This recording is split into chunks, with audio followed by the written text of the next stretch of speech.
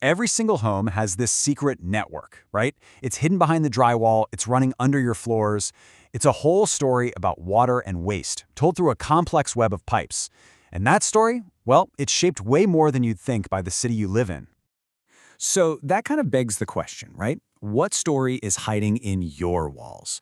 Turns out the answer is all tangled up in your town's history, its climate, and even the dirt it's built on. So to really wrap our heads around this, let's zoom in and use one city as our blueprint. We're going to look at Royal Oak, Michigan, because if we can understand its specific challenges, we can basically learn how to decode the secret story of plumbing in almost any city. Okay, let's dive right in.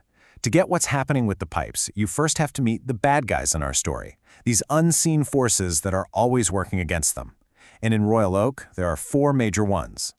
First up, and you might not ever think about this, is the actual ground the city is built on. See, Royal Oak sits on soil that's packed with clay, and clay does this thing where it expands when it gets wet and shrinks when it dries. That means the ground is basically always moving, putting this constant slow-motion stress on any pipes buried in it.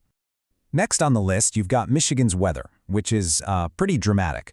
We're talking about this relentless cycle of freezing solid when it's sub-zero and then thawing out. That puts this incredible pressure on everything underground. As the water in that clay soil freezes and expands, it can just crack pipes that were totally fine a season ago. Our third bad guy here? It's really just time. It's history itself. A lot of the homes in Royal Oak went up between the 1920s and the 50s, and that means many of them still have their original cast iron drain lines. After 70, 80, even 90 years, they're just way past their expiration date and literally falling apart from the inside out. And finally, we have an antagonist that's actually something beautiful, but it has a dark side. Royal Oak is famous for its gorgeous, mature trees. But those big, beautiful trees have these huge root systems that are always on the hunt for water. And to them, an old, brittle sewer pipe is like a perfect, easy-to-reach drinking fountain. All right, so those are the forces outside the house. Now let's connect the dots and see how they cause some very specific and pretty common crises inside the home. This is where the story gets personal for a lot of people. This slide right here, this is where it all clicks. See how each of those challenges we talked about leads directly to a crisis for the homeowner? That shifting clay soil and the freezing cycles, bam, that leads to slab leaks, which is when a pipe breaks under your concrete foundation and, of course, burst pipes. And those beautiful trees, yep, their roots are the #1 cause of sewer backups. Those old cast iron pipes from the 50s, they're why you get those stubborn clogs that just keep coming back no matter what. And because clay soil doesn't drain very well, one heavy rainstorm can overwhelm a sump pump, and suddenly you've got a flooded basement. And this is the really scary part, right? Because this entire system is hidden from view, you often have no idea there's a problem until it's a full-blown disaster. A tiny pinhole leak in an old pipe inside a wall can go totally unnoticed for months, until, one day, a huge water stain just appears on your ceiling. So when that disaster strikes, or even better, before it happens, what's the game plan? A really good plumber doesn't just show up with a wrench and hope for the best. Their approach is strategic. They're actually fighting on 3 different battlefronts, and each one is defined by how urgent the problem is and what the long-term goal is for your house. Okay, so first up, you've got the emergency. This is triage. This is stop the bleeding fast. Think of burst pipe flooding your basement or raw sewage backing up. The only goal is to contain the damage right now.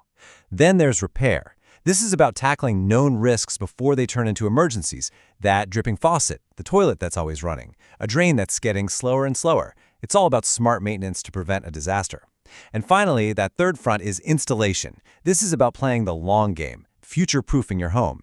It's proactively upgrading your systems, like repiping a whole section with old pipes, or putting in a new, efficient water heater to make sure you don't have those emergency calls down the road. Now, you might think this hidden world is just kind of lawless, but it's not. There's a whole set of rules designed to protect you, your home, and public health. And honestly, understanding these rules is absolutely crucial. In a place like Royal Oak, that rule book is the Michigan Plumbing Code. And here's the key thing to get. This isn't just about red tape or bureaucracy. These are standards designed to make sure any plumbing work done in your house is safe, that it's effective, and that it won't actually cause even bigger problems later on. So what does that actually mean for you as a homeowner? Well, it means for the big stuff, like getting a new water heater, repiping part of your house, or fixing that main sewer line, the city requires a permit. This just makes sure that a licensed pro is doing the job and that an inspector signs off on it. And why is this such a big deal? Because trying to save a few bucks now by skipping the permit can turn into a massive headache later. When you eventually go to sell your house, you bet the home inspectors and title companies are going to check for those permits. And if they're missing, it can seriously delay or even kill the sale of your home. This quote right here really gets the heart of everything we've been talking about. Look, any plumber can snake a drain this clogged with tree roots. That's a temporary fix. But a plumber who really understands Royal Oak's tree problem and uses a camera to see what's really going on in there, that's someone who can give you a lasting repair. Local knowledge is everything. So when you look at it this way, the story of your home's pipes is so much bigger than just metal and plastic. It's a story about your city's geology, its specific climate, and the history of when and how all these homes were actually built. And that brings us full circle, right back to the beginning. The story we just uncovered in Royal Oak is a blueprint you can use anywhere. So what about your city? Is it built on sand or clay? Does it have old cast iron pipes or new PVC? What secrets are buried in your town's pipes?